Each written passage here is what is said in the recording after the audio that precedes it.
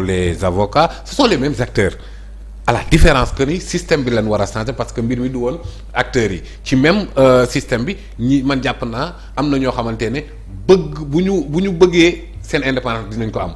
parce que ci même système bi nii la Sabassi Faye rendre justice ci la Ousmane Racine Thion rendre justice. ci la conseil constitutionnel ñeneen ak ñeneen def li nga kon donc bu ñu bëggee appliquer droit dinañ ko def. mais même système bi aussi ñoo gis ay décisions de justice yooyu ma wax ñëw administration bañ ko. effectivement. ci même système bii nii ngay gis sa waay sans preuve et sans fondement ñu jël ay doomi aadama jagatee yóbbu prison. teg ci ay un post Facebook lu ci jar instruction Diomaye de post Facebook la bindoon. waaw looy enquêté post baa ngi nii nga ne non instruction la jëm. téye ko ci instruction ba 6 mois fekk ko fa nga jëlaat ko yeneen ay peine yu doy waar tegaat ci kawam ba mu toog fa pendant presque 1 an. c'est ça la vérité alors système boobu noonu jàpp naa ne am na ci loo xamante ne pour que mu réconcilier wu ak ñi muy waxal parce que la justice est rendue au nom du peuple. da ngay justice bi ñuy rendre au nom du peuple pare mu rendre ko ba pare peuple bi jóg di ñaxtu. kon donc ça veut dire que le peuple bi gisul boppam ci li nga rendre donc ci rendu de justice boobu peuple bi gisul ci boppam benn ci texte yi la mais bëriwul torop parfois on exagère sur l'imputabilité des pathologies aux textes parfois ce ne sont pas les textes ce sont les hommes alors am na ci nag ci texte yi yoo xamante ne faw ñu xoolaat ko. oui sur la base code de procédure pénale. am na jàpp ne war nañ ko mën a yër. yu bëree bëri et Pastef dans son projet a proposé des réformes en profondeur du code pénal et du code de procédure pénale. parce que pas Ousmane. dûment motivé procureur ñëw taxaw rek. nga def procureur mi autosaisir tamit mi ku la neex tamit te dara du ko fekk moom mooy xool l'opportunité des poursuites. ah mais oui xam nga bu ko neexee mu dem bu ko neexee xam nga da nga def l'absurde de mettre des poursuites. bu doon mettre des poursuites mais l'opportunité mais lan mooy opportun ci moom. mooy à un certain moment donné à un certain moment donné ce qui était opportun ci lui moom moo doon da partenaire à Pastef automatiquement mandat de dépôt. waaw fekk fii nag ñoom Dumburu Sow ma yore soon jaasi. naan candidature la ñuy aar fi bàyyi fi Moustapha Diakhaté ñu war a rey dinañ leen rey daa am ñu war a rey ci réew mi. wallaahi. ay ñoo xamante ne di taxaw di wax waxu bon bu nekk ñu wax ko waxu yee fitna bu nekk ñu wax ko fi. mais parce que bu ñu ne waaw nañu rey ji Ousmane Sonko. mais foog naa ne mu est-ce que du moom. xam nga léegi opportunité des poursuites loolu bañ ko waxee rek. qu'est-ce qui est opportun et qu'est-ce qui n'est pas opportun moom moo koy wax.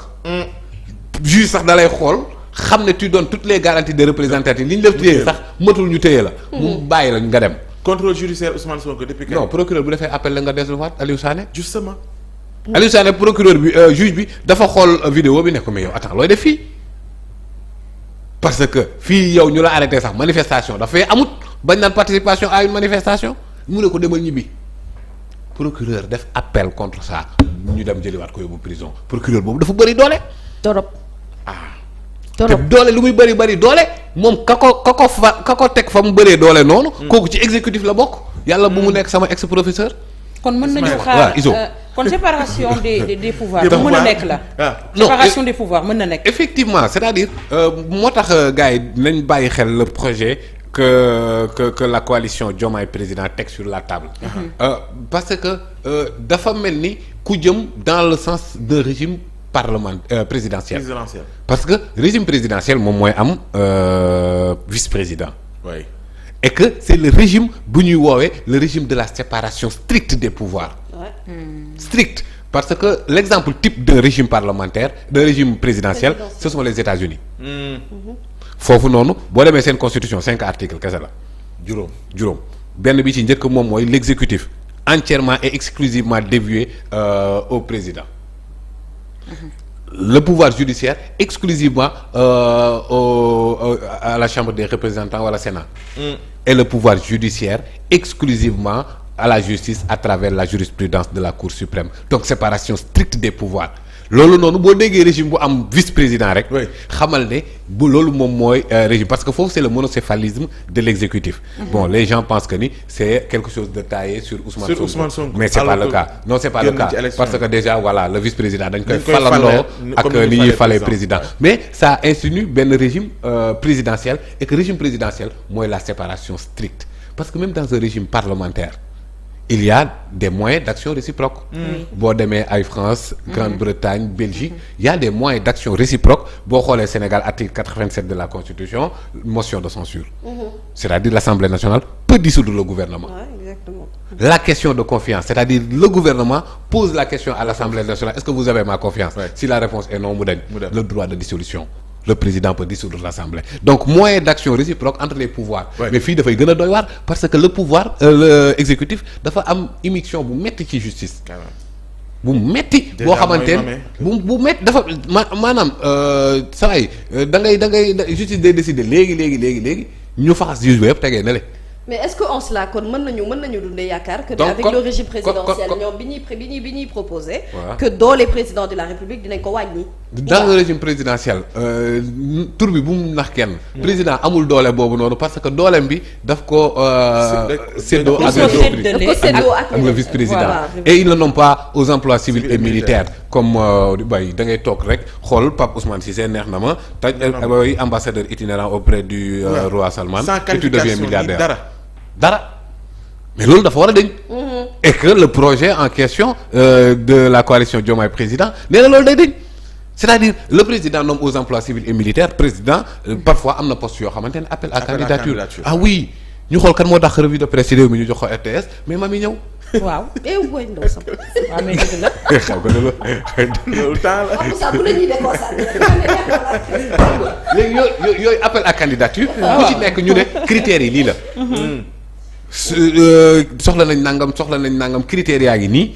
bu ñu la joxee critères yi ñiy def appel à candidature ñëw. déposé ku xool xam ne ñii ñoo respecté critères yi 3 yi respecté nañ critères yi nga jël jox président. ci pouvoir discrétionnaire am ak ki mu am. ça ne s'appellera pas pouvoir discrétionnaire maintenant. mais compétences liées. D'accord. parce que en fait pouvoir discrétionnaire mooy lu la nekk def. compétence liée mooy mënoo def lu génn lii. c'est-à-dire ñañ la jox tënk nañ la ci lii. appel à candidature bi lii moo doon critères yi ñii ñoo respecté critères yi président jëlal ñett yi wala ñeent yi nga choisir. te mën naa bokk ak moom mën naa bañ a bokk ak moom sax formation politique wala gis wala. dara doomu Sénégal la. point final ci lii nga tànn parce que sa waay 18 millions sénégalais yi doyul pour tabax réew mi. kon koo ci beddi te ñun dañoo am problème boobu noonu. en fait benn péché originel la bu ñu topp depuis 1962. parce que en fait comme ni Sonko Diomaye on avait aussi 2 dirigeants yoo xamante ne mënoon nañ doon ñu complémentaire. Senghor un peu tubaab qui peut prendre à l'Occident ce qui est bon mais seulement ce qui est bon et Mamadou Dia très sénégalais très local ñoom ñaar bu ñu booloon mënoon nañ am dëkk bu kii mais brutalement décembre 1962 mu tasaaroo xeex bu metti jaïste senghoriste et depuis lors bi Sénégal reconstitué son état unitaire Léopold Sédar Senghor président li mu njëkk a jàpp mooy les jaïstes moom bokkatuñu dañ leen persécuter tegee nële et que mu foog ne moom rek moom mooy diriger avec sénégalais yi nga xamante ne ñoo ko fidèle et non par tous les sénégalais compétents tare congénital boobu noonu péché originel boobu noonu daf ñu toppaat après Abdou Diouf Moustapha Niasse Abdou Diouf Djibo Ka président Wade Idrissa Seck Macky Sall Karim Wade Macky Sall Ousmane Sonko ba tey jii nii dëgg léegi loolu dañ war a def basta ci loolu noonu mu damm loolu xam ne Sénégal ni ko Guy Marius Sagna di waxee doomi réew mooy tabax réew te doomi réew yépp nag fu compétence nekk nga jëli fa pas sur la base de fii laa bokk pas sur la base de maa xeexoon lee pas sur la base de sama coloration politique nangam la mais sur la seule base de compétence probité morale loxoy set jubal Pa Moussa loolu dina may sax ma dugg ci diaspora bi xam nga ñu bëri dañuy wax ni ils sont compétents ñu ngi fa foo dem ci instance yi gën a mag ñu ngi fa xam-xam di ko doxal xam nga ñooñu nan la ñuy def xam nga ba sonné seen retour ci compétence ñu amee définitivement pour mu jëriñ réew mi comme ñoom li ñu doon ñaan mooy ne ñu am ay njiit yu set loxo yoo xam te ne réew mi moo leen ñor te bëgg nañu ko boobu it nan la ñuy def c'est-à-dire boo xoolee l'adhésion de la diaspora à la cause Ousmane Sonko c'est-à-dire dañoo nekk ci dëkk yoo xamante ne xam nañ ne Sénégal ëpp leen potentialité te pourtant ñoom ñu ngi dem en gras pas loolu moom moo tax ma la doon wax léegi ne le président son excellence Diomaye son excellence le Sérère il ne sera pas l'otage des formations politiques il ne sera pas l'otage des lobbies il ne sera pas l'otage des marabouts il ne sera pas l'otage des hommes d'affaires ak yenn teg xel yi parce que ñooñu ñëpp lépp lu askanu Sénégal def de Sénégalais lambda ñoom mënuñoo taxaw ak seen baaraam ci dara ne def nañ ko ci te tamit da ngay gis ay Sénégalais moi j'en ai vu ñoo xamante ne saa waay dañuy nekk seen i teraanga dëgg. jóge bitim réew jël seen i koom-koom ñëw def ko ci campagne bi pare. saa waay lemaat seen bagage ne la saa waay maa ngi suba maa ngi ñibbi damay liggéey kon ñooñu la ñu investir ci seen bopp. li ñu def ci don de soi defuñu ko woon pour dara ñoom ñoo jël seen alal doon ko ci def pour que projet bi mën a agsi à bout te ñooñu des fois kenn du leen xam kenn du leen xam dañuy seen ruq la ñuy toog xool seen réew xool ne ni muy defee jaaduwul ñu jóg taxaw et c'est là où je fais une mention spéciale aux Sénégalais de la diaspora joué nañu rôle bu essentiel bu baax a baax saa waay bi ba mu toogee ba benn instant pression